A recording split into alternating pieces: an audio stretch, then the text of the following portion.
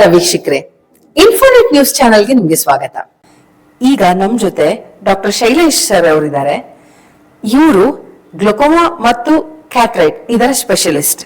Glaucoma ಮತ್ತು ಕ್ಯಾಟ್ರೈಟ್ ಎರಡು ಒಟ್ಟಿಗೆ ಇದ್ರೆ ಏನ್ ಮಾಡ್ಬೇಕು, ಪೇಷಂಟ್ ಗತಿ ಏನು, ಅವ್ರ ಮನಸ್ಥಿತಿ ಹೇಗಿರುತ್ತೆ, ಇನ್ನು ಹಲವಾರು ವಿಷಯಗಳನ್ನ ನಮ್ಮ ಎಕ್ಸ್ಪರ್ಟ್ ಆದ ಸರ್ ಜೊತೆನೆ ಮಾತಾಡಿ ತಿಳ್ಕೊಳ್ಳೋಣ ಬನ್ನಿ. ಈ ಕಣ್ಣು ಬಹಳ ಮುಖ್ಯವಾದ ಅಂಗ. ಅದನ್ನು ನೋಡೋದು ನಾವು ಜಗತ್ತು ಬಹಳ ಸುಂದರವಾಗಿದೆ, ಅದನ್ನು ನಾವು ನೋಡಿ ಎಂಜಾಯ್ ಮಾಡಬೇಕು, ಅನುಭವಿಸಬೇಕು, ಹಾಗೂ ನಾರ್ಮಲ್ ಲೈಫ್ನ ಲೀಡ್ ಮಾಡಬೇಕು. ಈ ಒಂದು ಪ್ರಸಂಗದಲ್ಲಿ ಈಗ ಬಹಳಷ್ಟು ಕಾಯಿಲೆಗಳು ಕಣ್ಣಲ್ಲಿ ಬರುತ್ತೆ. ಬಾಡಿಯಲ್ಲಿ ಹೇಗೆ ಬರುತ್ತೆ, ಕಣ್ಣಲ್ಲಿ ಬರುತ್ತೆ. ಅದರಲ್ಲಿ ಗ್ಲಾಕೋಮಾ ಅನ್ನತಕ್ಕಂಥದ್ದು ಬಹಳ ಮುಖ್ಯವಾದದ್ದು. ಅದು 40 ವರ್ಷ ಆದ್ಮೇಲೆ ಬರೋದು. ನಿಮಗೆ ಸಾಕಷ್ಟು ಇನ್ಫಾರ್ಮೇಶನ್ ಗೊತ್ತಿದೆ. ಆಮೇಲೆ ಅದು ಒಂದ್ಸಲ ಕಾಯಿಲೆ ಬಂದರೆ ನರಕ್ಕೆ, ಆಪ್ಟಿಕ್ ನರ್ವ್ ಅಂತ ಕಣ್ಣಿನ ಕಾಯಿಲೆ, ಆ ನರ ಡ್ಯಾಮೇಜ್ ಆಗುತ್ತೆ. ಒಂದ್ಸಲ ಡ್ಯಾಮೇಜ್ ಆದರೆ ಅದು ಪರ್ಮನೆಂಟ್ ಡ್ಯಾಮೇಜ್ ಆಗೋಗುತ್ತೆ. ಸೊ ದೃಷ್ಟಿ ವಾಪಸ್ ಬರೋದಿಲ್ಲ. ಹಾಗಾಗಿ ಅದು ಬಹಳ ಮುಖ್ಯವಾದ ಕಣ್ಣಿನ ಕಾಯಿಲೆ ಗ್ಲಾಕೋಮಾ ಅನ್ನೋದು. ಅದರ ಜೊತೆಗೆ ದೃಷ್ಟಿಯನ್ನು ಕಡಿಮೆ ಮಾಡತಕ್ಕಂಥ ಕೆಲವು ಕಾಯಿಲೆಗಳು, ಅದರಲ್ಲಿ ಕ್ಯಾಟ್ರಾಕ್ಟ್ ಅನ್ನೋದು ಒಂದು ಮುಖ್ಯವಾದ ಒಂದು ಕಣ್ಣಿನ ಒಂದು ಕಾಯಿಲೆ ಅನ್ನೋದಕ್ಕಿಂತ ಅದು ಏಜ್ ರಿಲೇಟೆಡ್, ಅಂದರೆ ವಯಸ್ಸಿಗೆ ತಕ್ಕಂತೆ ಹೇಗೆ ಬಿಳಿ ಕೂದಲು ಬರುತ್ತೆ ಹಾಗೆ ಕಣ್ಣಿನಲ್ಲಿ ಹೊರೆ ಬರೋದು ಬಹಳ ಸಾಮಾನ್ಯ. ಅದು 60 ವರ್ಷ ಆದಮೇಲೆ ಬಹಳ ಸರ್ವೇ ಸಾಮಾನ್ಯ ಎಲ್ಲರಿಗೂ ಬರುತ್ತೆ. ಸೊ ಆ ಕ್ಯಾಟ್ರಾಕ್ಟ್ ಬಂದಾಗೂ ಅಷ್ಟೇ ದೃಷ್ಟಿ ಕಡಿಮೆ ಆಗುತ್ತೆ. ಆ ದೃಷ್ಟಿ ಕಡಿಮೆ ಆದಾಗ ಅದನ್ನ ಟ್ರೀಟ್ಮೆಂಟ್ ಉಂಟು, ಬಹಳ ಒಳ್ಳೆ ಟ್ರೀಟ್ಮೆಂಟು. ಟೆಕ್ನಾಲಜಿ ಅಡ್ವಾನ್ಸ್ ಆಗಿದೆ, ಸರ್ಜಿಕಲ್ ಸ್ಕಿಲ್ಸ್ ಅಡ್ವಾನ್ಸ್ ಆಗಿದೆ. ಸೊ ಅದರಲ್ಲೂ ಒಳ್ಳೆ ಟ್ರೀಟ್ಮೆಂಟ್ ಮಾಡಿ ದೃಷ್ಟಿ ವಾಪಸ್ ತರ್ಬೋದು. ಈಗ ನೀವು ಕೇಳಿದ ಪ್ರಶ್ನೆ ಹಾಗೆ ಕ್ಯಾಟ್ರಾಕ್ಟ್ ಮತ್ತೆ ಗ್ಲಾಕೋಮಾ ಜೊತೆಗೆ ಬರಬಹುದು. ಯಾಕಂದ್ರೆ 40 ವರ್ಷ ಆದ್ಮೇಲೆ ಗ್ಲಾಕೋಮಾ ಬರೋ ಚಾನ್ಸಸ್ ಬಹಳ ಜಾಸ್ತಿ. ಅದ್ರ ಜೊತೆಗೆ ಗ್ಲಾಕೋಮಾ ಟ್ರೀಟ್ಮೆಂಟ್ ತಗೊಳ್ತಾ ಇರ್ತಾರೆ, ಡ್ರಾಪ್ಸ್ ಹಾಕ್ತಿರ್ತಾರೆ, ಸಮ್ಟೈಮ್ಸ್ ಗ್ಲಾಕೋಮಾ ಸರ್ಜರಿ ಮಾಡಿಸಿರ್ತಾರೆ. ಅದ್ರ ಜೊತೆಗೆ ಕ್ಯಾಟ್ರಾಕ್ಟ್ ಅನ್ನೋದು ಬರುತ್ತೆ. ಸೊ ಈಗ ಕ್ಯಾಟ್ರಾಕ್ಟ್ ಬಂದಾಗ ನಾವು ಏನ್ ಮಾಡ್ಬೇಕು ಅನ್ನೋದು ಒಂದು ಮುಖ್ಯವಾದ ಪ್ರಶ್ನೆ. ಕೆಲವಾರು ಬಾರಿ ಕ್ಯಾಟ್ರಾಕ್ಟ್ ಅಡ್ವಾನ್ಸ್ ಸ್ಟೇಜ್ ಅಥವಾ ಸ್ವಲ್ಪ ಸಿಗ್ನಿಫಿಕೆಂಟ್ ಕ್ಯಾಟ್ರಾಕ್ಟ್ ಅಂತಾರೆ, ಅವರಿಗೆ ದೃಷ್ಟಿ ಪ್ರಾಬ್ಲಮ್ ಆಗುತ್ತೆ, ಗ್ಲೇರ್ ಆಗುತ್ತೆ, ಸಂಜೆ ಹೊತ್ತು ಕಾಣಲ್ಲ, ಆತವರಿಗೆ ಆಪರೇಷನ್ ಸಜೆಸ್ಟ್ ಮಾಡ್ತೀವಿ. ಆಪರೇಷನ್ ಮಾಡಿಸೋ ಟೈಮಲ್ಲಿ ಕೆಲವರಿಗೆ ಗ್ಲಾಕೋಮಾನ ಜೊತೆಗೆ ಇರುತ್ತೆ. ಸೊ ಗ್ಲಾಕೋಮಾ ಕಂಟ್ರೋಲ್ ಆಗಿಲ್ಲ ಅಥವಾ ಬಾರ್ಡರ್ ಲೈನ್ ಅಲ್ಲಿ ಹೈಯಲ್ಲಿ ಇದೆ ಅವ್ರ ಪ್ರೆಷರು, ಆಮೇಲೆ ಪ್ರೋಗ್ರೆಸ್ ಆಗ್ತಾ ಇದೆ ಗ್ಲಾಕೋಮಾ ಅನ್ನೋ ಕಾಯಿಲೆ ಅಂತ ಅಂದರೆ ನಾವು ಗ್ಲಾಕೋಮಾದ ಆಪರೇಷನ್ ಮಾಡ್ತೀವಿ. ಸೊ ಈಗ ಕ್ಯಾಟ್ರಾಕ್ಟ್ ಮತ್ತೆ ಗ್ಲಾಕೋಮಾ ಎರಡು ಜೊತೆಗಿರುವಂತ ಒಂದು ವ್ಯಕ್ತಿಯಲ್ಲಿ ನಾವು ಕಂಬೈನ್ಡ್ ಆಪರೇಷನ್ ಅಂತ ಮಾಡ್ತೀವಿ. ಕಂಬೈನ್ಡ್ ಅಂದ್ರೆ ಗ್ಲಾಕೋಮಾಗೆ ಟ್ರೆಬೆಕ್ಯುಲೆಕ್ಟಮಿ ಅಂತ ಸರ್ವೇ ಸಾಮಾನ್ಯವಾಗಿ ಮಾಡತಕ್ಕಂಥ ಆಪರೇಷನ್, ಫಿಲ್ಟ್ರೇಷನ್ ಸರ್ಜರಿ ಅಂತ ಹೇಳ್ತೀವಿ. ಜೊತೆಗೆ ಕ್ಯಾಟ್ರಾಕ್ಟ್ ಇರೋದ್ರಿಂದ ಇವಾಗ prevention is always better then cure ಅಂತಾರೆ. ಸೊ ಮೊದಲನೇದು ಈಗ ಕಣ್ಣು ಟೆಸ್ಟ್ ಮಾಡಿಸ್ಕೊಂಡ್ರೆ ನಮ್ಗೆ ಗೊತ್ತಾಗತ್ತೆ ಏನಿದೆ ಅನ್ನೋದು. ಇದರಲ್ಲಿ ಸ್ಟಾರ್ಟಿಂಗ್ ಸ್ಟೇಜ್ ಅಲ್ಲಿ ಇತ್ತು ಅಂದ್ರೆ ಏನಾದ್ರೂ ಪ್ರಿವೆಂಟ್ ಮಾಡ್ಕೋಬಹುದಾ, ಅಥವಾ ಇದಕ್ ಮುಂಚೆನೆ ಏನ್ ಆಕ್ಟಿವಿಟೀಸ್ ಇದ್ರೆ ಇವೆಲ್ಲ ಪ್ರಿವೆಂಟ್ ಆಗಬಹುದು? ಸೊ ನೀವು ಹೇಳಿದಾಗ ಲೈಫ್ ಸ್ಟೈಲ್ ತರದ್ದು. ಸೊ ಒಳ್ಳೆ ಕ್ವಶನ್ ಇದು. ಏನಂದ್ರೆ ಈಗ ಪ್ರಿವೆನ್ಷನ್ ಅಂದ್ರೆ ಈಗ ಗ್ಲಾಕೋಮಾದಲ್ಲಿ ಪ್ರಿವೆನ್ಷನ್ ಆತರ ಇರೋದಿಲ್ಲ, ಕ್ಯಾಟ್ರಾಕ್ಟ್ ಅಲ್ಲೂ ಆತರ ಪ್ರಿವೆನ್ಷನ್ ಏನಿರೋದಿಲ್ಲ. ಇದೆಲ್ಲ ವಯಸ್ಸಿಗೆ ತಕ್ಕಂತೆ ಬರೋಂಥ ಕಾಯಿಲೆಗಳು. ಆದ್ರೆ ನೀವು ಹೇಳಿದ ಹಾಗೆ ಕೆಲವಾರು ಪ್ರಸಂಗಗಳನ್ನು ಅಥವಾ ಸಂಗತಿಗಳನ್ನು ನಾವು ಧ್ಯಾನದಲ್ಲಿ ಇಟ್ಕೊಂಡ್ರೆ ಅದನ್ನ ಸ್ವಲ್ಪ ಕಡಿಮೆ ಮಾಡ್ಕೋಬಹುದು. ಈಗ ಕ್ಯಾಟ್ರಾಕ್ಟ್ ಕೆಲವರಿಗೆ, ಡಯಾಬಿಟಿಸ್ನವರಿಗೆ, ಹೈಪರ್ ಟೆನ್ಷನ್ ಇರೋರಿಗೆ ಅಥವಾ ಇಂಜುರಿ ಆಗೋರಿಗೆ ಅವ್ರಿಗೆ ಸ್ವಲ್ಪ ಬೇಗ ಬರುತ್ತೆ. ಈ ಗ್ಲಾಕೋಮಾನು ಅಷ್ಟೇ. ಈಗ ಸ್ಟಿರಾಯ್ಡ್ ಡ್ರಾಪ್ಸ್ ಹಾಕೊಳ್ತಾ ಇರ್ತಾರೆ ಅಥವಾ ಫ್ಯಾಮಿಲಿ ಮೆಂಬರ್ಸ್ ಅಲ್ಲಿ ಇರುತ್ತೆ. ಆಮೇಲೆ ಈ ತರದವರು, ಆಮೇಲೆ ಕೆಲವರಿಗೆ ಅವ್ರ ಕಣ್ಣಿಗೆ ಪೆಟ್ಟು ಬಿದ್ದಿರುತ್ತೆ ಆಟ ಆಡಬೇಕಾದ್ರೆ, ಅಥವಾ ಶಟಲ್ ಕಾಕ್ ಇಂಜರೀಸ್ ಆ ಥರ. ಸೊ ಫ್ಯಾಮಿಲಿ ಹಿಸ್ಟ್ರಿ ಇವೆಲ್ಲ ಇದ್ದವರು ಬೇಗ ಗ್ಲಾಕೋಮಾ ಬರೋ ಸಾಧ್ಯತೆ ಇರುತ್ತೆ, ಅಥವಾ ರಿಸ್ಕ್ ಆಫ್ ಗೆಟಿಂಗ್ ಗ್ಲಾಕೋಮಾ ಅದು ಜಾಸ್ತಿ ಇರುತ್ತೆ. ಸೊ ಈ ಥರದ ವ್ಯಕ್ತಿಗಳು, ಪೇಷಂಟ್ಸ್ಗಳು ಮುಂಚೆ ಬರಬೇಕು, ಸ್ವಲ್ಪ ಬೇಗ ಚೆಕಪ್ ಮಾಡಬೇಕು, ಮುಂಚೆ ಬರಬೇಕು. ಹಾಗಾಗಿ ಆ ಕಾಯಿಲೆಯನ್ನು ಮುಂಚಿನ ಹಂತದಲ್ಲೇ, ಅರ್ಲಿ ಸ್ಟೇಜಲ್ಲಿ ನಾವು ಅದನ್ನ ಕಂಡುಹಿಡಿಬಹುದು, ಟ್ರೀಟ್ಮೆಂಟ್ ಕೊಡ್ಬೋದು. ಈಗ ಕ್ಯಾಟ್ರಾಕ್ಟ್ ನೀವು ಹೇಳಿದಾಗೆ ಕೆಲವರು ಸ್ಪೋರ್ಟಿಂಗ್ ಆಕ್ಟಿವಿಟೀಸ್ ಮಾಡ್ತಾರೆ, ಸನ್ಲೈಟ್ ಅಲ್ಲಿ ತುಂಬಾ ಓಡಾಡ್ತಿರ್ತಾರೆ, ಅಲ್ಟ್ರಾವೈಲೆಟ್ ರೇಸ್ ಅಂದಿರುತ್ತೆ. ಸೊ ಅವರು ಬೇಕಂದ್ರೆ ಅಲ್ಟ್ರಾವೈಲೆಟ್ ಪ್ರೊಟೆಕ್ಟಿವ್ ಗ್ಲಾಸಸ್ ಹಾಕ್ಬೋದು, ಸನ್ ಗ್ಲಾಸಸ್ ಹಾಕೋಬಹುದು. ಸೊ ಸಡನ್ ಆಗಿ ಅಥವಾ ಬಹಳ ಫಾಸ್ಟ್ ಆಗಿ ಗ್ಲಾಕೋಮಾ ಕ್ಯಾಟ್ರಾಕ್ಟ್ ಡೆವಲಪ್ ಆಗೋದನ್ನ ಸ್ವಲ್ಪ ಕಡಿಮೆ ಮಾಡ್ಬೋದು. ಬಟ್ ಇವೆರಡನ್ನೂ ತಡೆಯೋಕ್ಕಾಗಲ್ಲ. ಇನ್ನೊಂದು ಮುಖ್ಯವಾದ ಅಂಶ ಅಂದ್ರೆ ಲೈಫ್ ಸ್ಟೈಲ್ ಚೇಂಜಸ್. ನೀವು ಚೆನ್ನಾಗಿ ಕೇಳಿದ್ರೆ, ಲೈಫ್ ಸ್ಟೈಲ್ ಅಂದ್ರೆ ಇವಾಗಿನ ಒಂದು ಹೈ ಸ್ಟ್ರೆಸ್ಫುಲ್ ಲೈಫ್ ಸ್ಟೈಲ್ ಅಲ್ಲಿ ಎಲ್ಲರಿಗೂ ಈಗ ಡಯಾಬಿಟಿಸ್ ಆಗಲಿ, BP ಆಗಲಿ, ಬೇರೆ ಕಾಯಿಲೆಗಳು, ಥೈರಾಯ್ಡ್ ಎಲ್ಲ ಬೇಗ ಬರ್ತಾ ಇದೆ. ಆಮೇಲೆ ಬಹಳ ಸಿವಿಯರ್ಗೂ ಬರ್ತಾ ಇದೆ, ಕಂಟ್ರೋಲ್ ಆಗೋದಿಲ್ಲ ಕೆಲವರಿಗೆ. ಯಾಕಂದ್ರೆ ಸ್ಟ್ರೆಸ್ ತುಂಬಾ ಇದೆ ಈಗ ಸೊಸೈಟಿಯಲ್ಲಿ, environmental pollution and so many other factors, ಅದೆಲ್ಲ ಸೇರ್ಕೊಂಡು ನಮಗೆ ಈ ತರ ಕಾಯಿಲೆಗಳು ಬಹಳ ಬೇಗ ಬರ್ತಾ ಇದೆ. ಹಾಗಾಗಿ ಆ ಕಾಯಿಲೆಗಳಿಂದ ನಮಗೆ ಗ್ಲಾಕೋಮಾನು ಬರಬಹುದು, ಅದ್ರ ಜೊತೆಗೆ ಕ್ಯಾಟ್ರಾಕ್ಟ್ ಸ್ವಲ್ಪ ಬೇಗ ಬರ್ಬೋದು. ಸೊ ನಾವು ಏನ್ ಮಾಡ್ಬೇಕಂದ್ರೆ, ನಮ್ಮ ಒಂದು ಸ್ಟ್ರೆಸ್ ಲೆವೆಲ್ನ ಕಡಿಮೆ ಮಾಡ್ಕೋಬೇಕು ಬೈ ಡೂಯಿಂಗ್ ಮೆಡಿಟೇಷನ್. ಸ್ಟ್ರೆಸ್ ಕಮ್ಮಿ ಮಾಡ್ಕೋಬೇಕು, ನಿಮ್ಮ ಕೆಲಸ ಟೈಮ್ಗಳನ್ನ ಸ್ವಲ್ಪ ಸರಿ ಬ್ಯಾಲೆನ್ಸ್ ಮಾಡ್ಕೋಬೇಕು. ಎರಡನೇದಾಗಿ ಅರ್ಲಿ ಪ್ರಿವೆನ್ಷನ್ ಅಂದ್ರೆ ನೀವು ಮುಂಚೆನೆ ಹೋಗಿ ಡಾಕ್ಟರ್ ಹತ್ರ ಬ್ಲಡ್ ಟೆಸ್ಟ್ ಅಥವಾ ರೆಗ್ಯುಲರ್ ಚೆಕಪ್, ಏನಾದ್ರು ಸಿಂಪ್ಟಮ್ಸ್ ಬಂದ್ಲಿ ಅಥವಾ 40 ವರ್ಷ ಆದ್ಮೇಲೆ ಯಾವ್ದಾದ್ರು ಒಂದು ಪ್ರಾಬ್ಲಮ್ ಅನ್ಸಿದ್ರು ಒಂದು ತಕ್ಷಣ ಡಾಕ್ಟರ್ ತೋರಿಸ್ಕೊಂಡ್ರೆ ಅವರು ಡೀಟೇಲ್ ಚೆಕ್ ಮಾಡ್ಕೊಂಡು ನಿಮ್ಗೆ ಏನಾದ್ರು ತೊಂದರೆ ಇದ್ರೆ ಅದನ್ನ ತಕ್ಷಣ ಟ್ರೀಟ್ಮೆಂಟ್ ಮಾಡಿದ್ರೆ ಅದನ್ನ ಈಸಿಯಾಗಿ ಅವಾಯ್ಡ್ ಮಾಡ್ಬೋದು, ನೆಕ್ಸ್ಟ್ ಸ್ಟೇಜ್ ಹೋಗದ ಹಾಗೆ. ಸೊ ಈ ತರ ಮಾಡೋದ್ರಿಂದ ನಿಮ್ಮ ದೃಷ್ಟಿನ ಉಳಿಸ್ಕೋಬಹುದು ಹಾಗೂ ಚೆನ್ನಾಗಿ ನಡೆಸಬಹುದು ಇನ್ನು ಮುಂದಿನ ಹಲವಾರು ವರ್ಷಗಳವರೆಗೂ. ಸರ್, ಮತ್ತೊಂದು ಪ್ರಶ್ನೆ ಏನಂದ್ರೆ, ಇವತ್ತಿನ ಲೈಫ್ ಸ್ಟೈಲ್ ಅಂತ ನಾವು ಏನು ವಿಷಯ ತೆಗೆದ್ವಿ, ಮೊಬೈಲ್ ಅಡಿಕ್ಷನ್.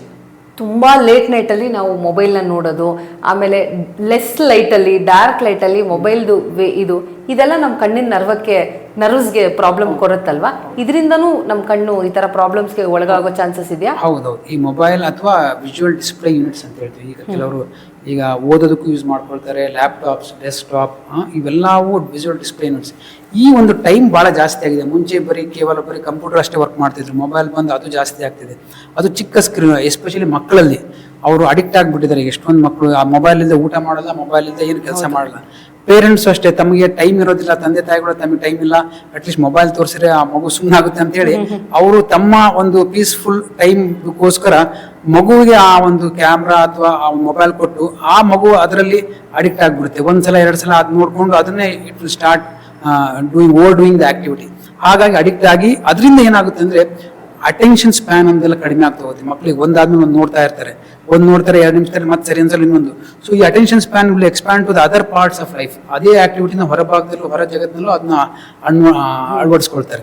ಸೊ ಅದು ಒಂದು. ಎರಡನೇದು, ಕಣ್ಣಿನ ರೇಸ್ ಆಗಲಿ, ಆಮೇಲೆ ಅದರ ರೇಡಿಯೇಷನ್ಸ್ ಆಗಲಿ, ಆಮೇಲೆ ಲೈಟ್ ಫ್ಲಿಕರಿಂಗ್ ಆಗಲಿ, ಆ ಸ್ಟ್ರೆಸ್ಸು, ಆ ಒಂದು, ಆಮೇಲೆ ಕಂಟಿನ್ಯೂಸ್ ಕಣ್ಬಿಟ್ಟು ನೋಡ್ತಿರ್ತಾರೆ, ಕಣ್ಣು ಡ್ರೈ ಆಗುತ್ತೆ. So I strain, I dryness ಇದೆಲ್ಲ ಕಾಮನ್. ಅದಕ್ಕೆ ಇದು ಒಂದೇ ಅಲ್ಲ, ಮಕ್ಕಳದೇ ಅಲ್ಲ, ಈ ಕಂಪ್ಯೂಟರ್ ಯೂಸ್ ಮಾಡೋ ಈಗೆಲ್ಲ ಟೆಕ್ನಾಲಜಿ ಟೆಕೀಸ್ ಅಥವಾ ನಮ್ಮಲ್ಲೂ ಎಷ್ಟೊಂದು ಪ್ರೊಫೆಷನಲ್ಲೂ ಈಗ ಕಂಪ್ಯೂಟರ್ ಭಾಳ ಯೂಸ್ ಮಾಡ್ತೀವಿ. 6 to 8 hours ಅವರು ಯೂಸ್ ಮಾಡೋರ್ಗೂ ಅಷ್ಟೇ ಕಂಟಿನ್ಯೂಸ್ ಆಗಿ ಸ್ಟೇರ್ ಮಾಡ್ತಿರ್ತಾರೆ ಕಂಪ್ಯೂಟರ್ನ. ಅದನ್ನ ಸ್ವಲ್ಪ ಕಡಿಮೆ ಮಾಡಬೇಕು. ಅದಕ್ಕೆ ಕಂಪ್ಯೂಟರ್ ವಿಷನ್ ಸಿಂಡ್ರೋಮ್ ಅಂತ ಹೇಳ್ತೀವಿ. ಅದನ್ನ ಕಡಿಮೆ ಮಾಡ್ಕೋಬೇಕು. ಮಾಡ್ಕೊಳಕ್ ಆಗದೇ ಇದ್ರೂ ಪರವಾಗಿಲ್ಲ, ಡಿಸ್ಟೆನ್ಸ್ ಮೇಂಟೈನ್ ಮಾಡಬೇಕು. ಕಣ್ಣಿನ ಒಂದು ಲೆವೆಲ್ಗಿಂತ ಸ್ವಲ್ಪ ಕೆಳದಲ್ಲಿ ನಿಮ್ಮ ಸ್ಕ್ರೀನ್ ಇಟ್ಕೋಬೇಕು. ಫ್ರೀಕ್ವೆಂಟ್ ಆಗಿ ಬ್ಲಿಂಕ್ ಮಾಡ್ತಾ ಇರಬೇಕು. ಆಮೇಲೆ ಫ್ರೀಕ್ವೆಂಟ್ ಆಗಿ ಬ್ರೇಕ್ ತಗೋಬೇಕು. ಈ ಕಂಪ್ಯೂಟರ್ ವರ್ಕ್ ಇಂದ once in 15 to 20 minutes 2 minutes break, ದೂರ ನೋಡ್ಬೇಕು 2 ನಿಮಿಷ, ಮತ್ತೆ ವಾಪಸ್ ಓದ್ಬೇಕು. ಇದು ಒಂದು. ಕೆಲವಾರು ಬಾರಿ ನಾವು ಡ್ರಾಪ್ಸ್ ಕೊಡ್ತೀವಿ, so that I becomes cool and comfortable. ಸರಿ, ತುಂಬಾ ಒಳ್ಳೆ ಟಿಪ್ಸ್ ಹೇಳಿದ್ರಿ ಸರ್. ತುಂಬಾ ಜನಕ್ಕೆ ಗೊತ್ತಿಲ್ಲ ಈ ತರ ಬ್ರೇಕ್ ತಗೋಬೇಕು ಮತ್ತೆ ನಮ್ಮ ಐ ವಿಷನ್ಗಿಂತ ಡೌನ್ ನೋಡಬೇಕು ಅನ್ನೋದು. ಇನ್ನೊಂದು ನೀವು ಒಂದು ಮೆನ್ಷನ್ ಮಾಡಿದ್ರಿ ಸರ್, ಈ ಮೊಬೈಲಲ್ಲಿ ಅಕ್ಷರಗಳು ತುಂಬಾ ಕಮ್ಮಿ, ಸಣ್ಣಕ್ಕಿರುತ್ತೆ. ಇದು ನಮ್ಮ ನರ್ವಸ್ನ ಏನಾದ್ರು ಕಾಂಟ್ರಾಕ್ಟ್ ಏನಾದ್ರು ಮಾಡುತ್ತಾ? ಅದು ಹಾಗೇನಿಲ್ಲ, ಚಿಕ್ಕದಿದ್ರೆ ಸರಿ ಕಾಣೋದಿಲ್ಲ ಅಷ್ಟೇ. ಬೇಸಿಕಲಿ ನಿಮಗೆ ಕೆಲವರಿಗೆ ಚಿಕ್ಕ ಮಕ್ಕಳಲ್ಲಿ ಅವ್ರು ಹತ್ರ ತಗೊಂಡು ಹೋಗ್ತಾರೆ, ಝೂಮ್ ಮಾಡಕ್ ಹೋಗ್ತಾರೆ, ಅದು ಒಂದು. ಎರಡನೇದಾಗಿ 40 ವರ್ಷ ಆದವರಲ್ಲಿ ಆ ಚಿಕ್ಕ ಅಕ್ಷರಗಳು ಸರಿ ಕಾಣ್ತಿರಲ್ಲ, ಅದೊಂದು ಬಹಳ ಕಾಮನ್ ಪ್ರಾಬ್ಲಮ್. ಅವರಿಗೆ ತೆಲ್ನೋವಂತ ಸಫರ್ ಆಗ್ತಾರೆ. ಎಸ್ಪೆಷಲಿ 38 to 45 years ಏಜ್ ಗ್ರೂಪ್ನವರು, ಅವರಿಗೆ ರೀಡಿಂಗ್ ನಂಬರ್ ಶುರು ಆಗಿರುತ್ತೆ 40 years. ಬಟ್ ಮೊಬೈಲ್ ಯೂಸ್ ಮಾಡ್ತಿರ್ತಾರೆ. ಆಮೇಲೆ ಆ ಫಾಂಟ್ಸ್, ಆ ಚಿಕ್ಕ ಫಾಂಟ್ಸ್ ಸರಿ ಕಾಣಲ್ಲ, ದೂರ ಇಟ್ಕೊಳ್ತಿರ್ತಾರೆ. ಈ ಮೆಡಿಸಿನ್ ಹಿಂದ್ಗಡೆ ಬರೆದ್ರೆ ಎಕ್ಸ್ಪೈರಿ ಡೇಟ್ ಕಾಣೋದಿಲ್ಲ. ಸೊ ಕೆಲವಾರು ಚಿಕ್ಕ ಚಿಕ್ಕ ಅಕ್ಷರಗಳು ಕಾಣೋದಿಲ್ಲ, ಅವಾಗ ದೂರ ಇಟ್ಕೊಂಡು ನೋಡ್ತಾರೆ. ಅದಕ್ಕೆ ಅವರು ಒಂದ್ಸಲ ಚೆಕ್ ಮಾಡಿಸಿ ನೋಡ್ಬೇಕು ರೀಡಿಂಗ್ ಗ್ಲಾಸ್ ಇದೆನಲ್ಲ ಅಂತ. ಆಮೇಲೆ ಈಗ ಮಕ್ಕಳಲ್ಲೇ ಆಗಲಿ ಯಾರೇ ಆಗಲಿ, ಅಕಸ್ಮಾತ್ ಅದು ತುಂಬ ಚಿಕ್ಕದು ಅನ್ಸಿತು, ಅದು ಬ್ಲರ್ ಇತ್ತು ಅಂದರೆ ಫಾಂಟ್ ಸೈಜ್ ಅಂತ ಸ್ವಲ್ಪ ಜಾಸ್ತಿ ಮಾಡ್ಕೊಂಡು ನೋಡೋದು ಒಳ್ಳೇದು. ಇಲ್ಲ ಅಂದರೆ ಮಕ್ಕಳದ್ದು ಕೆಲವರು ಅನಿವಾರ್ಯವಾಗಿ ಕೆಲವು ಅಕಾಡೆಮಿಕ್ ಆಕ್ಟಿವಿಟೀಸ್ ಇರುತ್ತೆ, ಅದು ಮೊಬೈಲಲ್ಲೇ ಕಳಿಸ್ತಿರ್ತಾರೆ ಒಂದೊಂದ್ಸಲ. ಅದನ್ನು ಸ್ವಲ್ಪ ದೊಡ್ಡ ಸ್ಕ್ರೀನಲ್ಲಿ ಪ್ರಾಜೆಕ್ಟ್ ಮಾಡ್ಬೋದು. ಅದನ್ನು ಪ್ರಾಜೆಕ್ಟ್ ಮಾಡ್ಕೊಂಡು ಈ ಟಿವಿಯಲ್ಲಿ ಹಾಕೊಂಡು ಸ್ವಲ್ಪ ಲ್ಯಾಪ್ಟಾಪ್ ಅಥವಾ ದೊಡ್ಡ ಸ್ಕ್ರೀನಲ್ಲಿ ನೋಡಿದ್ರೆ ಅವರಿಗೆ ಆ ಸ್ಟ್ರೈನ್ ಆಗೋದು ಕಮ್ಮಿ ಆಗುತ್ತೆ. ಸ್ವಲ್ಪ ಅದ್ರದ್ದು ಅಕ್ಷರದ ಸೈಜ್ ದೊಡ್ಡದಾಗಿ ಅವರಿಗೆ ಕಂಫರ್ಟ್ ಸ್ವಲ್ಪ ಇರುತ್ತೆ. ಸರ್, ನಾವು ಕಂಡಂಗೆ ಈಗ ತುಂಬ ಚಿಕ್ಕ ಮಕ್ಕಳು ಸಹ ಸ್ಪೆಕ್ಟಕಲ್ಸ್ ಯೂಸ್ ಮಾಡ್ತಾ ಇದ್ದಾರೆ. ಆಮೇಲೆ ತುಂಬ ಸ್ಟ್ರೆಸ್ಸು ಮತ್ತು ಮೊಬೈಲ್ ಅಡಿಕ್ಷನ್ಸು ಇದೆಲ್ಲ ಇದೆ.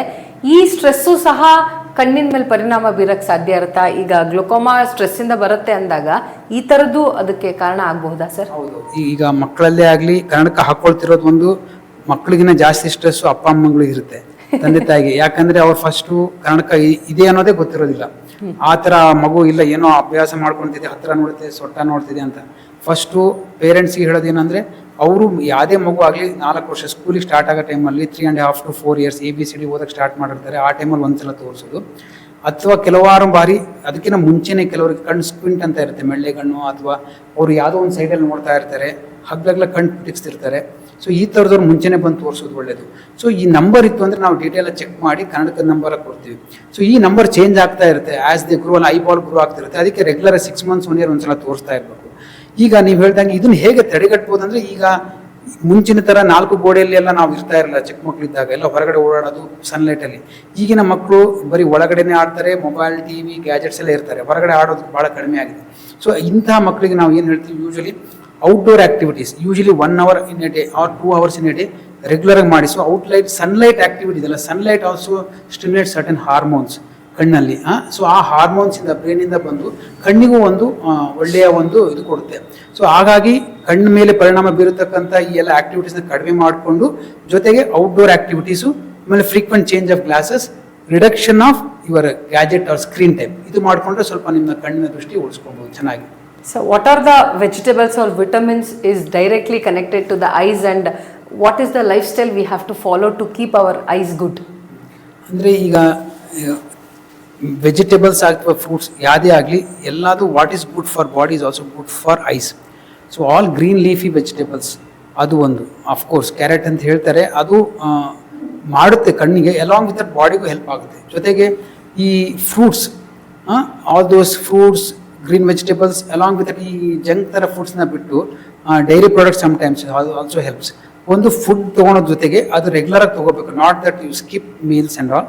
ಸೊ ರೆಗ್ಯುಲರಾಗಿ ಊಟ ಮಾಡಿ, ಚೆನ್ನಾಗಿರೋ ಒಂದು ಊಟ ಮಾಡಿ, ಆಮೇಲೆ ಜೊತೆಗೆ ಒಳ್ಳೆ ಲೈಫ್ ಸ್ಟೈಲ್ ಅಂದರೆ ನೀವು ಫಿಸಿಕಲ್ ಆಕ್ಟಿವಿಟಿ ಮಾಡ್ತಿರ್ಬೇಕು, exercise or outdoor activities, exposure to sunlight also ಅವಾಗವಾಗ ಹೆಲ್ಪ್ ಆಗುತ್ತೆ. ಇದು ಜೊತೆಗೆ ಸ್ಟ್ರೆಸ್ ಫ್ರೀ ಲೈಫ್ ಅಂತ. ಸೊ ಬಿ ಸೋಷಿಯಲಿ ಇಂಟ್ರಾಕ್ಟಿವ್, ಹೊರಗಡೆ ಹೋಗಿ ಹೊರ ಜಗತ್ತಿನ ಜೊತೆಗೆ ಇಂಟ್ರಾಕ್ಟ್ ಮಾಡ್ಕೊಳ್ಳಿ, ಬರೀ ನಿಮ್ಮ ಗ್ಯಾಜೆಟ್ಸಲ್ಲೇ ಇರಬೇಡಿ, ಹೊರ ಜಗತ್ತಲ್ಲಿ ಇಂಟ್ರಾಕ್ಟ್ ಮಾಡ್ಕೊಂಡು ನಿಮ್ಮ ಕಷ್ಟ ಸುಖಗಳನ್ನು ಹೇಳ್ಕೊಳ್ಳಿ. ಸೊ ಯು ಆಲ್ಸೋ ನೋ, ನಾನು ನನಗೆ ಒಬ್ಬನಿಗೆ ಕಷ್ಟ ಇಲ್ಲ, ಎಲ್ಲರಿಗೂ ಇದೆ. So how to handle, you will also learn from others, interacting with others. So your stress level comes down. So interact with public or friends or colleagues. So that interaction helps to reduce the stress level, share your thoughts and your grievances. So ಒಂದು ಅದು. ಮೂರನೇದು meditation, ಯೋಗ, ಈ ಥರದಾದ ಒಂದು exercise ಆಯಿತು. ಇನ್ನೊಂದು ಈ ಥರದ meditation. Exercise for the body and meditation or yoga, this is or for the mind. So ಎರಡು ಚೆನ್ನಾಗಿ ವರ್ಕ್ ಆದರೆ ನಾವು ನಮ್ಮ ಎಲ್ಲ ಒಂದು ಸರ್ವಾಂಗೀಯವಾಗಿ ನಾವು ಚೆನ್ನಾಗಿರ್ಬೋದು. ಸರ್, ಕಣ್ಣಿನ ಪ್ರಾಬ್ಲಮ್ ಇಂದ ತಲೆನೋವು ಬರೋ ಚಾನ್ಸಸ್ ಇರುತ್ತಾ? ಹೌದು, ಕಣ್ಣಿಂದ ಫಸ್ಟು ಯಾವುದೇ ತಲೆನೋವು ಬಂದರೂ ನ್ಯೂರಾಲಜಿಸ್ಟ್ ಅಥವಾ ಫಿಸಿಷಿಯನ್ ಯಾರೇ ಆಗಲಿ ಫಸ್ಟ್ ಕಣ್ಣು ತೋರಿಸ್ಕೊಂಡು ಬನ್ನಿ ಅಂತಾರೆ. ಯಾಕಂದರೆ ಕಣ್ಣಲ್ಲಿ ಒಂದೊಂದ್ಸಲ ಪ್ರೆಷರ್ ತುಂಬ ಜಾಸ್ತಿ ಇದ್ದು, ಗ್ಲಾಕೋಮಾದಲ್ಲಾಗಲಿ ಸಡನ್ನಾಗಿ ಪ್ರೆಷರ್ ಜಾಸ್ತಿ ಆದಾಗ ಕಣ್ಣು ತಲೆನೋವು ಬರುತ್ತೆ. ಇನ್ನು ಕೆಲವರಲ್ಲಿ ಕನ್ನಡಕ ನಂಬರ್ ಇರುತ್ತೆ, ಬಟ್ ಅದನ್ನು ಯೂಸ್ ಮಾಡ್ತಾ ಇರಲ್ಲ ಕನ್ನಡಕ. ಅದು ಕನ್ನಡಕ ಇಲ್ದಂಗೆ ಅವ್ರು ಓವರ್ ಫೋಕಸ್ ಮಾಡಿಕೊಂಡು ಕಣ್ಣು ಮಸಲ್ಸ್ನ ಸ್ಕ್ವೀಸ್ ಮಾಡಿ ಸ್ಟ್ರೈನ್ ಮಾಡ್ಕೊಳ್ತಿರ್ತಾರೆ. ಅದರಿಂದನೂ ಕಣ್ಣು ಮತ್ತು ತಲೆನೋವು ಟ್ರಿಗರ್ ಆಗ್ತಿರುತ್ತೆ. ಈಗ ಮೈಗ್ರೇನ್ ಅಂತ ಕೆಲವು headache, tension type of headache ಅಂತ ಕೆಲವು ಹೆಡೇಕ್ ಇರುತ್ತೆ. ಅದು ಕಣ್ಣಿನ ಬ್ರೈಟ್ ಲೈಟ್ ಬಂದಾಗ, ಡ್ರೈನೆಸ್ ಇದ್ದಾಗ, ಆಮೇಲೆ ನಂಬರ್ ಇದ್ದಾಗ ಅದು ಟ್ರಿಗರ್ ಮಾಡುತ್ತೆ ಕಣ್ಣು. ಸೊ ಕಣ್ಣಲ್ಲಿ ಸ್ಟ್ರೈನ್ ಆದಾಗ ಹೆಡೇಕ್ ಟ್ರಿಗರ್ ಆಗ್ತಿರುತ್ತೆ. ಸೊ ನಾವು ಫಸ್ಟ್ ಕಣ್ಣನ್ನ ಟ್ರೀಟ್ ಮಾಡಿ ಕಣ್ಣನ್ನ ಶಾಂತ ಮಾಡಬೇಕು, ಅದಕ್ಕೆ ಚೆನ್ನಾಗಿ ನೋಡೋ ಹಾಗೆ ಒಂದು ವ್ಯವಸ್ಥೆ ಕ್ರಿಯೇಟ್ ಮಾಡಬೇಕು. ಅದಾದ ಮೇಲೆ ಹೆಡೇಕ್ ಬರ್ತಾ ಇದೆ ಅಂದರೆ ಬೇರೆ ಕಾರಣ ಇರುತ್ತೆ ಅಂತ. ಸೊ ಆ ಥರ ಚೆಕ್ ಮಾಡಬೇಕು.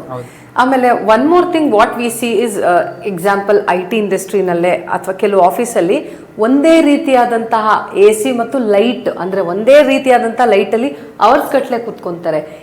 ಅವ್ರಿಗೆ ಬೇಗ ಕಣ್ಣಿನ ಪ್ರಾಬ್ಲಮ್ ಬಂದಿರುತ್ತೆ. ಆ ಥರ ಇಲ್ಲ. ಏನಂದರೆ ಕಣ್ಣಿನ ಪ್ರಾಬ್ಲಮ್ ಅಂದರೆ ನೀವು ಹೇಳಿದ್ದು ಒಂದೇ ಲೈಟು ಒಂದೇ ಕಂಪ್ಯೂಟರ್ ಕರೆಕ್ಟ್. ಅವರಿಗೆ ನೀವು ಹೇಳಿದ ಕ್ವಶನ್ ಪ್ರಕಾರ ಕಂಪ್ಯೂಟರ್ ವಿಷನ್ ಸಿಂಡ್ರೋಮ್ ಅಂತ ಒಂದು ಇದೆ.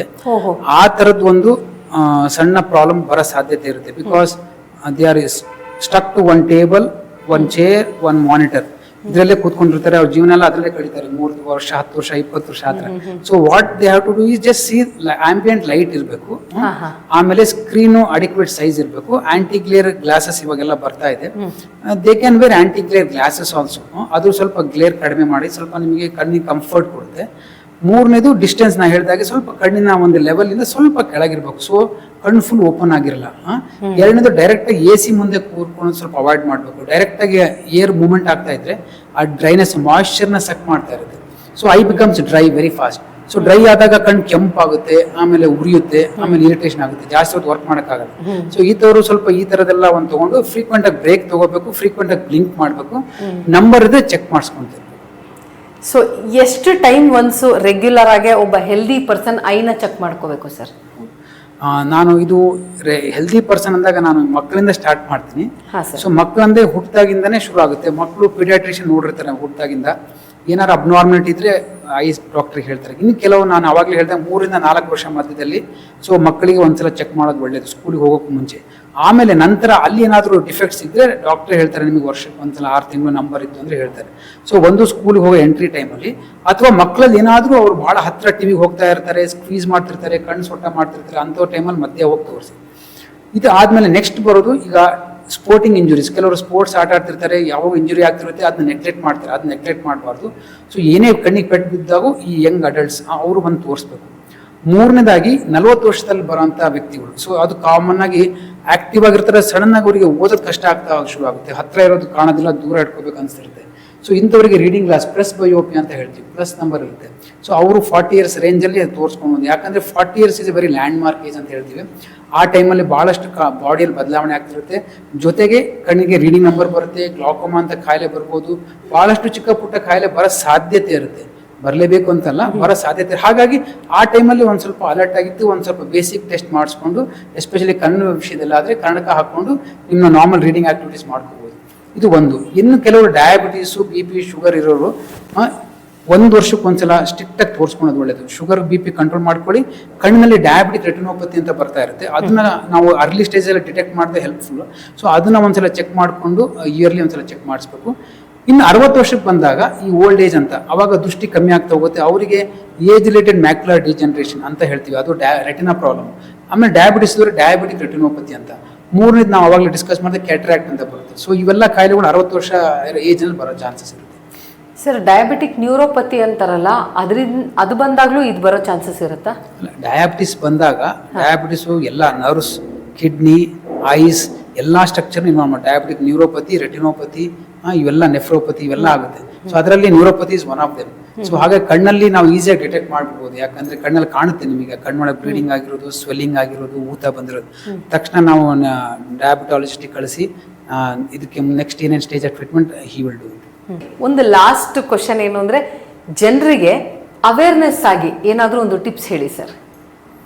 ಅವೇರ್ನೆಸ್ ಅಂದರೆ ಕಣ್ಣನ್ನು ನೆಗ್ಲೆಕ್ಟ್ ಮಾಡ್ಕೋಬೇಡಿ, ಒಂದು.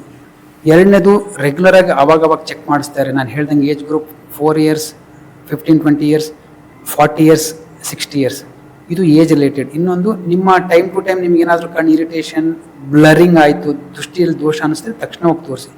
ಎರಡನೇದು, ಸೆಲ್ಫ್ ಮೆಡಿಕೇಶನ್ ಮಾಡ್ಕೋಬೇಡಿ. ಭಾಳಷ್ಟು ಸಲ ಹಾಕ್ತೆ ಟಿವಿಯಲ್ಲಿ ನೋಡ್ತಾರೆ, ಎಲ್ಲೋ ಕಂಪ್ಯೂಟರ್ ಓದ್ತಾರೆ, ಗೂಗಲ್ ಮಾಡ್ತಾರೆ, ಈ ಡ್ರಾಪ್ ಹಾಕೋಣ, ಆ ಡ್ರಾಪ್ ಹಾಕೋಣ. ಸೊ ಯಾರಿಗೋ ಕೊಟ್ಟಿದ್ದು ಮನೆಯಲ್ಲಿ ಆ ಡ್ರಾಪ್ನೇ ಹಾಕೊಳ್ತಾರೆ, ಎಸ್ಪೆಷಲಿ ಸ್ಟೀರಾಯ್ಡ್ಸ್. ಈ ಡ್ರಾಪ್ಸ್ ಹಾಕ್ಕೊಂಡು ಕಣ್ಣ 1-2 ದಿವಸ ಚೆನ್ನಾಗಿ ಅನ್ಸ್ಬೋದು, ಅದನ್ನೇ ಕಂಟಿನ್ಯೂಸ್ ಯೂಸ್ ಮಾಡಿ ಕಣ್ಣನ್ನೇ ಹಾಳು ಮಾಡ್ಕೊತಾರೆ. ಗ್ಲಾಕೋಮಾ ಆಗುತ್ತೆ, ಸುಮ್ಮನೆ ಅದರ ಕ್ಯಾಟ್ರಾಕ್ಟ್ ಆಗುತ್ತೆ ಈ ಸ್ಟೀರಾಯ್ಡ್ ಡ್ರಾಪ್ಸಿಂದ. ಅದು ಡಾಕ್ಟರ್ನ ಪ್ರಿಸ್ಕ್ರಿಪ್ಷನಿಂದ ತಗೊಳ್ಳಿ, ನೀವೇ ಸೆಲ್ಫ್ ಮೆಡಿಕೇಶನ್ ಮಾಡ್ಕೋಬೇಡಿ. ಆಮೇಲೆ ಈ ಸ್ಪೋರ್ಟಿಂಗ್ ಆಕ್ಟಿವಿಟೀಸ್ ಮಾಡ್ತಾ ಇರ್ತಾರೆ, ಈಗ ಶಟ್ಲ್ ಆಡೋದಾಗಲಿ, contact sports. So be careful. Use protective glass ಅಂತ ಬರುತ್ತೆ, ಈ ಒಂದು ಪಾಲಿಕಾರ್ಬನೇಟ್ ಅಂತ ಪ್ರೊಟೆಕ್ಟಿವ್ ಗ್ಲಾಸ್, ಅದು ಹಾಕೊಂಡ್ರೆ ಪ್ರೊಟೆಕ್ಷನ್ ಇರುತ್ತೆ. ಸೊ ಇಂಜುರಿ ಆಗೋದು ಕಮ್ಮಿ ಆಗುತ್ತೆ. ಆಮೇಲೆ ಅಫ್ಕೋರ್ಸ್ ದೀಪಾವಳಿ ಟೈಮಲ್ಲೂ ಅಷ್ಟೇ ಕಣ್ಣ ರಕ್ಷಣೆ ಮಾಡ್ಕೋಬೇಕಾದ್ರೆ ಪ್ರೊಟೆಕ್ಟಿವ್ ಗ್ಲಾಸ್ ಹಾಕೊಂಡು ಅದನ್ನೇ ಸೆಪ್ರೇಟ್ ಇನ್ಸ್ಟ್ರಕ್ಷನ್ಸ್ ಇರುತ್ತೆ, ಅದನ್ನು ಫಾಲೋ ಮಾಡಿ. ಆಮೇಲೆ ವಯಸ್ಸಾದಾಗ ಶುಗರ್ BP ಇದ್ದವರು ಅವರು ಮಾತ್ರ ರೆಗ್ಯುಲರ್ ಆಗಿ ಕಣ್ಣಿಗೆ ಸರಿ ಇರುತ್ತೆ, ಬಟ್ ಒಳಗಡೆ ಚೇಂಜಸ್ ಆಗ್ತಿರೋದು ನಿಮಗೆ ಗೊತ್ತಾಗೋದಿಲ್ಲ. ಹಾಗಾಗಿ ನೀವು ಒಂದ್ಸಲ ಚೆಕ್ ಮಾಡಿಸಿದಾಗ ಗೊತ್ತಾಗೋದು. ಸೊ ಆಸ್ ಎ ರೋಟೀನ್ ಒಂದ್ಸಲ ಹೋಗಿ ಚೆಕ್ ಮಾಡಿಸ್ಕೊಂಡು ನಿಮ್ಮ ಕಣ್ಣಿನ ಆರೋಗ್ಯ ಸರಿ ಇದೆಯೋ ಇಲ್ಲೋ ಅಂತ ಒಂದು ತಿಳ್ಕೊಂಡ ಮೇಲೆ ನೀವು ಮುಂದೆ ಹೊರಿಬೋದು. ಲಾಸ್ಟ್ ಟಿಪ್ ಏನಂದ್ರೆ, ಕನ್ನಡಕ ಮಾಡಿಸ್ಕೊಂಡವರು ಡೈರೆಕ್ಟ್ ಆಗಿ ಕನ್ನಡಕದ ಅಂಗಡಿ ಹೋಗೋ ಒಂದು ಅಭ್ಯಾಸ ಇದೆ. ಇದನ್ನ ಸ್ವಲ್ಪ ಬಹಳ ಹುಷಾರಾಗಿ ತಗೊಳ್ಳಿ, ಯಾಕಂದ್ರೆ ಬಹಳಷ್ಟು ಕಾಯಿಲೆಗಳನ್ನ ಕನ್ನಡಕದ ಅಂಗಡಿಯಲ್ಲಿ ಪಿಕ್ ಮಾಡಕ್ಕಾಗಲ್ಲ. ಅಲ್ಲಿ ಆಪ್ಟೋಮೆಟ್ರಿಸ್ಟ್ ಅಂತ ಇರ್ತಾರೆ, ಅವರು ನಂಬರ್ ನೋಡಿ ಕೊಡ್ತಾರೆ. ಕಣ್ಣ ಡೀಟೇಲ್ ಆಗಿ ಕುಲಂಕುಷವಾಗಿ ಪರಿಶೀಲನೆ ಮಾಡಿದ್ರೆ ಐ ಸ್ಪೆಷಲಿಸ್ಟ್ ಅಷ್ಟೇ ಮಾಡೋಕ್ಕೆ ಸಾಧ್ಯ. ಅದನ್ನ ಐ ಹಾಸ್ಪಿಟ್ಲಿಗೆ ಹೋಗಿ ತೋರಿಸ್ಕೊಂಡು ಬೇಕಾದಾಗ ನಂಬರ್ನ ನೀವು ಎಲ್ಲರೂ ಮಾಡಿಸ್ಕೋಬಹುದು. ಬಟ್ ಕಣ್ಣಿನ ಚೆಕಪ್ ಮಾತ್ರ ನೀವು ಕಣ್ಣಿನ ಡಾಕ್ಟರ್ ಹತ್ರನೇ ಮಾಡಿಸ್ಕೊಂಡು ಡೈರೆಕ್ಟ್ ಆಗಿ ಆಪ್ಟೋಮೆಟ್ರಿಸ್ಟ್ ಅಥವಾ ನೀವು ಆಪ್ಟಿಕಲ್ ಶಾಪ್ ಅಲ್ಲಿ ಎಲ್ಲ ಟ್ರೀಟ್ಮೆಂಟ್ ಕೆಲವು ಬಾರಿ ನಾವು ನೋಡಿದ್ವಿ, 5-10 ವರ್ಷ ಬರೀ ಅಲ್ಲೇ ತೋರಿಸ್ತಾ ಇರ್ತಾರೆ, ಕಾಯಿಲೆಗಳು ಜಾಸ್ತಿ ಆಗ್ತಿರುತ್ತೆ, ಅವಾಗ ವಾಪಸ್ ನಮ್ಮ ಹತ್ರ ಬರ್ತಾರೆ ಆ ಸ್ಟೇಜಲ್ಲಿ. ಸೊ ಆಗಬಾರ್ದು, ಕಣ್ಣಿನ ಡಾಕ್ಟರ್ ಹತ್ರನೇ ತೋರಿಸ್ಕೊಂಡು ನಂತರ ನೀವು ಬೇರೆ ಟ್ರೀಟ್ಮೆಂಟ್ನ ತಗೋಬಹುದು. ಸರ್, ತುಂಬ ಒಳ್ಳೆ ಮಾತು ಹೇಳಿದ್ರಿ. ಎಷ್ಟೋ ಸತಿ ತುಂಬ ಜನ ಒಂದು ಸೆಲ್ಫ್ ಮೆಡಿಕೇಶನ್ ಮಾಡ್ಕೊತಾರೆ, ಎರಡನೇದು ಒಂದು ಸುಮ್ಮನೆ ಒಂದು ಕಡೆ ಹೋಗ್ಬಿಟ್ಟು ನಂಗೆ ಸರಿ ಇದೆ ಅನ್ಕೊಂತಾರೆ. ಒಳಗಾಗ್ತಾ ಇರೋ ವಿಷಯ ಯಾರಿಗೂ ಗೊತ್ತಿರಲ್ಲ. ಸರ್, ನಿಮ್ಮ ಒಂದು ತುಂಬ ಬ್ಯುಸಿ ಸ್ಕೆಡ್ಯೂಲಲ್ಲೂ ನಮಗೋಸ್ಕರ ಬಂದು ನಿಮ್ಮ ಸಮಯನ ಕೊಟ್ಟಿದ್ದಕ್ಕೆ ನಿಜವಾಗ್ಲೂ ತುಂಬ ಥ್ಯಾಂಕ್ಸ್ ಸರ್. ವೀಕ್ಷಕರು ಸಹ ನಿಮ್ಮಿಂದ ತುಂಬ ವಿಷಯ ತಿಳ್ಕೊಂಡಿದ್ದಾರೆ. So thank you so much ನಮ್ಮೆಲ್ಲರ ಕಡೆಯಿಂದ ಸರ್.